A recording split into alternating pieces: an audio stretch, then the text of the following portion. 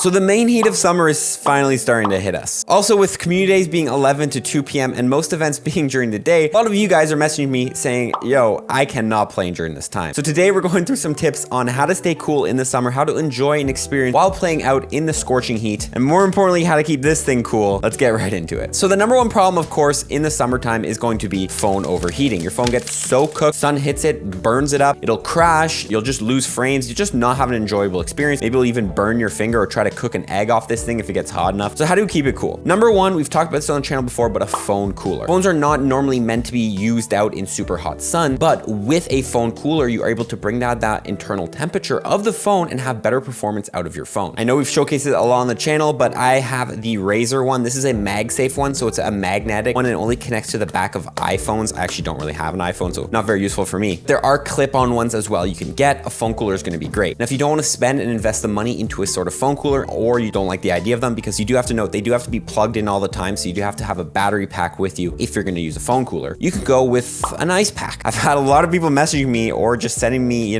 tips and saying, Dax, if your phone gets really hot in the summer, I just go ahead and use an ice pack. Grabbing an ice pack, throwing it on the back of the phone. Obviously I don't have one, but imagine this is an ice pack. Boom, right there. Keeps it cool. The one thing you do have to watch about though, ice packs, when they melt, of course, and they will melt, are going to have a lot of water, and you don't want water like getting into your phone somehow through the charging port. So some people do recommend you put the ice pack in some sort of cloth and then put the cloth on the back of the phone. That'll kind of prevent from the water getting into your phone. Probably not a common issue a lot of people get if you're being careful, but an ice pack never hurts, or a gel pack or any sort of things like that. Another thing you can do to keep your phone cool is going to be remove the case. Cases can be like insulation for your phone. So taking away your case can allow your phone to just kind of breathe more, letting the hot steam and the heat out of the phone instead of kind of trapping it in the case. Next tip is going to be don't charge your phone. If you don't know, when you're charging a phone, it actually will increase the internal temperature of the phone. So if you have the option, and if your phone can handle long periods of time and has a good battery, just not charging it while you're out playing and then charging it when you get home is going to be better. Of course, it's not going to work for long events. Finally, of course, stay in the shade. If you are in the shade, you're going to be a lot less hot, because just the direct sunlight, direct hitting of the sunlight on your phone, not going to help it as much. Hopefully that allows you to keep your phone cool during the summer, because that's probably the biggest issue people will generally have. Now, even though I'm giving you all these tips, there are going to be certain scenarios when you just can't, and your phone is just not going to be able to perform. It might just crash instantly. I know a lot of you, if you have older phone models as well, they might crash at a much lower temperature than more of the newer gen phones. So one solution might be, for some of you, if it's just too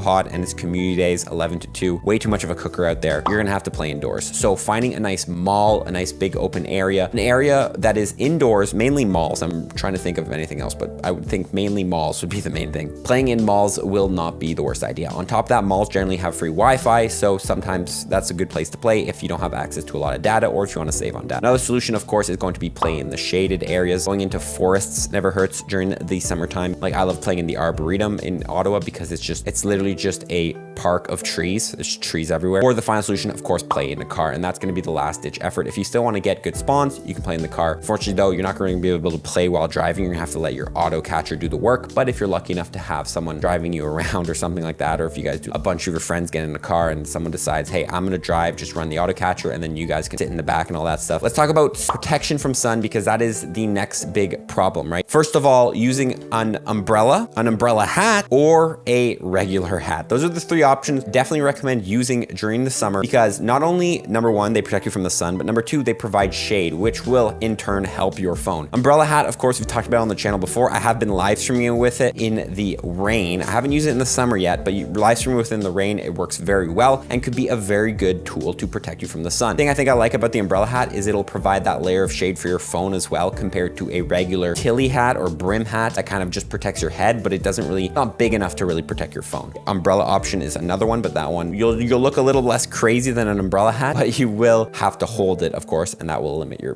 being able to play. So during the summer, I just like to use an old tilly hat. Here, let me show you. Something like this, this is my dad's. He brought it all over Europe. Keeps me protected from the sun, protects the neck as well, kind of protects the face. But of course, if I'm playing Pokemon Go, the phone's gonna be getting cooked right by the sun. So that's when an umbrella hat can come in and provide that extra shade, because it's a lot wider of an item. Also, sunscreen, of course, is an obvious one, but make sure you wear your sunscreen. You can get burnt at any hour of the day. So even if it is, you know, sunset time or, you know, more later in the afternoon and the sun is a little bit lower, I still recommend wearing sunscreen. Protect yourself from the sun. Now, we've talked about how to protect ourselves. We talked about how to protect our phone. We got to think about the internals of our body, our engine. It's going to be hydration and food. Number one, water. Most important thing, if you're going to go out, you need water, especially because you're going to be sweating, it's going to be hot. There's only so much you can do against the heat. Bringing a classic water bottle will work. You can go ahead and throw it in a string bag. I recommend a string bag. I like string bags more because the thing is the strings are kind of holding it and that allows for less sweatiness. When you have an actual strapped bag, you're going to have those straps on your shoulders and it's going to kind of heat you up. Another option, if you're not going to go with the old water bottle, is going to be a hydration pack. I've seen plenty of people do this, but they have the backpack and it has like a straw coming out and you can just drink from it. I've seen people at GoFest wearing these. Not a bad idea at all because it allows quick access to your hydration without having to take your whole bag off, but it also doubles as a backpack. It's just more convenient to have that kind of quick access to water if you're ever thirsty. Also snacks. Now I'm not as much of a snacker. I like to sit down for a whole meal, but a quick, you know, you can always bring yourself some snacks, some granola bars and things like that. Those are for more of the longer grinding sessions, but it never hurts to have yourself a couple snacks just in case you get hungry while you're out there. Now let's talk about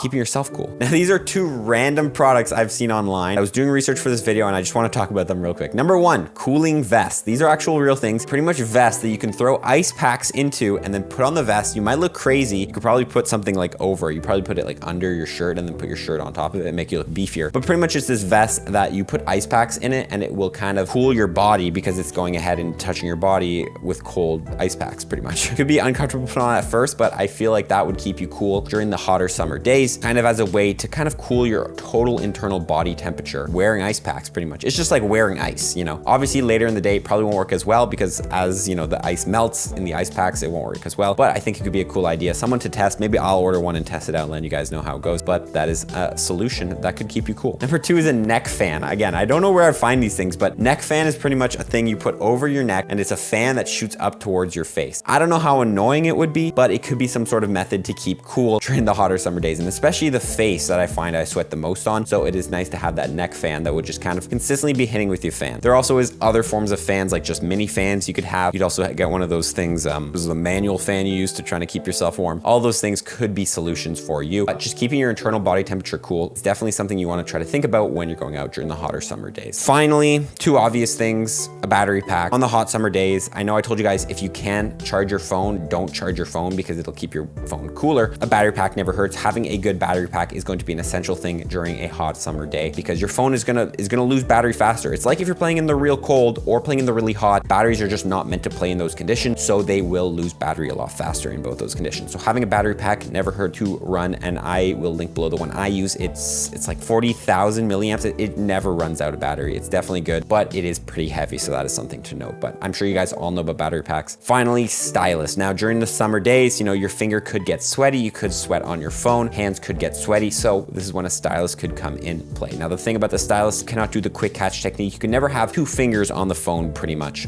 if you're playing with a stylus, which is kind of annoying if you are a kind of guy who gets really sweaty hands and can't really play out in the hot sun because their hands get sweaty and they get sweat all over the phone and the phone gets sticky and they just can't make their throws because it gets all glitchy. Stylus might be something for you, and you can find styluses, and most of these products I talked about are pretty easy to find on Amazon, but I will link below a couple of them. With that being said, that is pretty much the video. You know, we made the one on the winter, so I thought might as well make the one on the summer. Make sure you guys are making the correct decisions, making responsible decisions. If it's too hot outside and you're gonna get heat stroke, don't go out and play, but you can follow these tips to help you guys try to keep yourselves a little bit cooler this summer when you're playing Pokemon Go. That's gonna be the video, guys. Comment below any other tips you might want to share with the community on how you stay cool during the summer or things you do help your phone stay cool, to help you stay energized, all that jazz. We're gonna see you on the next one, guys. Follow up and tips, everyone. Peace.